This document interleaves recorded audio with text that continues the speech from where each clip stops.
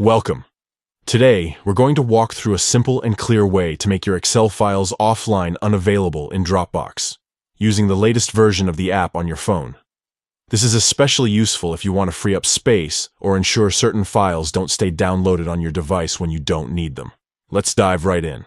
First, open the Dropbox app on your phone. Once you're in, you'll notice several tabs along the bottom of the screen.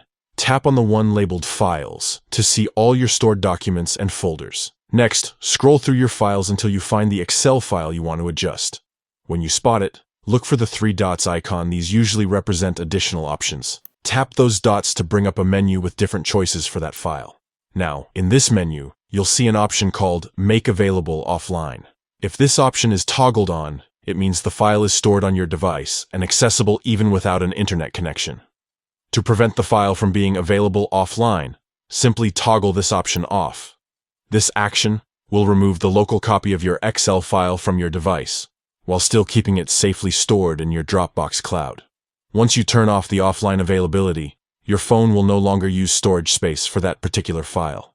However, the file will still be there in your Dropbox account, ready for you to access when you're online. And that's all there is to it.